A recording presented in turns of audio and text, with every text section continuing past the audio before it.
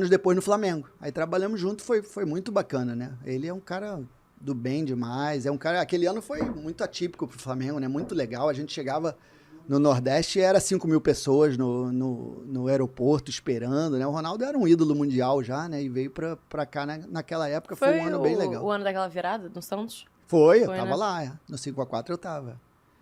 Foi um jogaço, né? Foi um jogaço. Essa aí foi bizarra, foi bizarra. É o debate, né? Qual virada foi maior, né? Mercosul ou essa? Diferente, né? Bem diferente, a do Vasco foi né? final, né? Ali o que se debate mais é a qualidade do jogo até, né? Porque os dois times foram muito bem, né? A do Vasco é a emoção da virada, né? Ali o 5x4 foi um jogaço porque os dois jogaram muito, técnica, tanto o Flamengo quanto o Santos, jogaram muito aquele jogo. Mas como é que era ver o Ronaldinho treinando lá no Bangu? Assim, ele já era mágico naquela época. O que foi muito legal não era, lógico, o Ronaldinho, o cara no meio do subúrbio carioca, num calor desgraçado. O que foi muito legal é que ele, ele faz todo mundo adorar ele, sabe? A humildade dele, quando ele chegou, né, todo mundo assustado e tal, e aí ele já vai brincando com todo mundo e tal. Eu me lembro que jogava no Bangu o Espíndola, que era irmão do Júlio César, goleiro. E aí, no último dia, teve um churrasco na casa do Espíndola pro Ronaldinho, no último dia dele, né?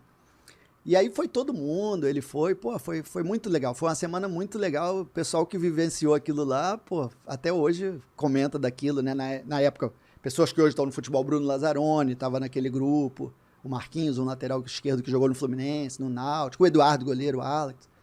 É muito legal, foi inesquecível a passagem lá, quem vivenciou aquilo ali foi muito legal. E Moça Bonita lotada, todo dia lotada, era muito legal.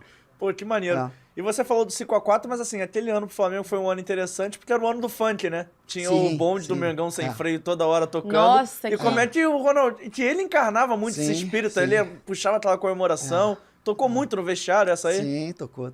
E assim, ali foram 8 meses que nós ficamos invictos. Nós fomos campeões carioca e fomos chegando na Copa do Brasil e foram 8 meses ali maravilhosos. No fim deu uma desandada, porque aí teve um problema extracampo, que a patrocinadora bancava 75% do salário, né? E o Flamengo bancava 25%.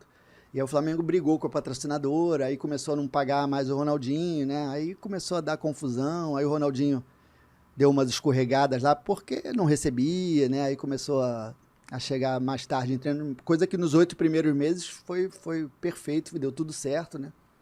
Aí começou a dar problema entre Ronaldinho e Vanderlei, né?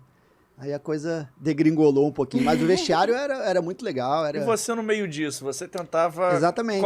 Eu gostava muito dos dois, né? Então, qual era o papel do auxiliar? Era tentar mediar o conflito ou era... Era muito complicado, tentava mediar, né? Mas... de um lado difícil, do outro, hein? E eu era da comissão, com essa cabeça, né? E Vanderlei aquela coisa, e eu falava muito pro Vanderlei, eu falava, professor, não é contra o senhor, é contra a situação. Que ele deu umas pisadas na bola, o Ronaldinho, né, ali no fim do ano. Mas eu tentava conversar com ele, lógico que eu tinha acesso, ele me ouvia e tal, mas ele estava muito triste, né, e tal, e eu tentava fazer o Vanderlei ver que a coisa não era pessoal, não era contra ele, né? Porque o Vanderlei também tinha um carinho por ele, que tinha convocado ele pra seleção, ele novinho e tal. Aquele gol, lembra, da Venezuela, lembra? Que ele dá o chapéu e tal, era o Vanderlei o treinador. E o Vanderlei deu a primeira oportunidade para ele na seleção e tal.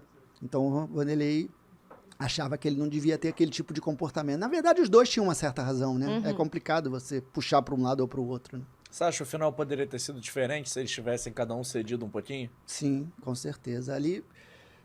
Qual era o teto da Teletime? Eu fui muito bem, assim, eu gostei muito de trabalhar no Flamengo naquela época, os diretores eram... A Patrícia, muita gente fala mal da Patrícia Amorim, né? Eu acho ela uma presidente que foi muito boa, muita gente joga na conta dela coisa que não é devida. A Patrícia foi a presidente do Flamengo, que eu trabalhei no Flamengo acho que 16, 17 meses, nunca tive um salário atrasado.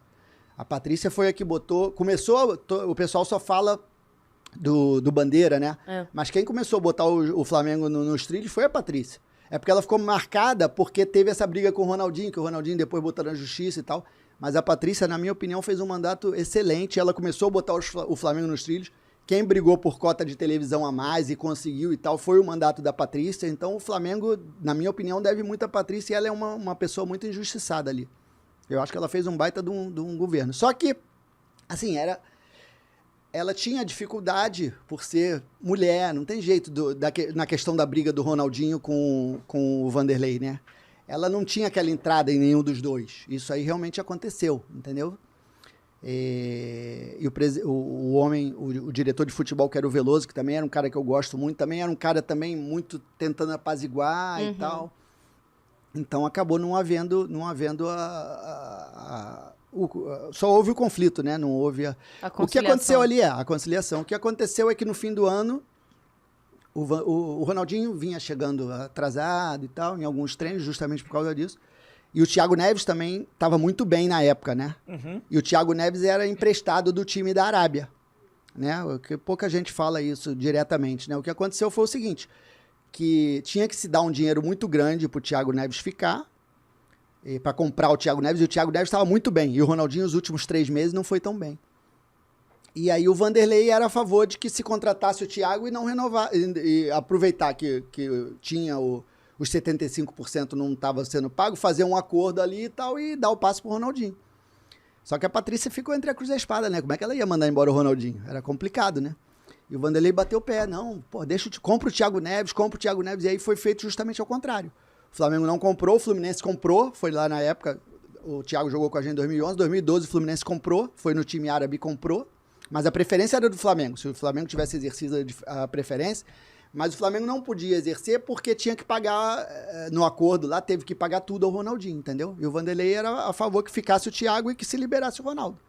E aí a confusão foi essa. E aí foi justamente ao contrário. Ficou o Ronaldo e foi embora o Thiago. E aí os dois no início do ano começaram a bater de frente e tal, até que culminou com a demissão do Vanderlei.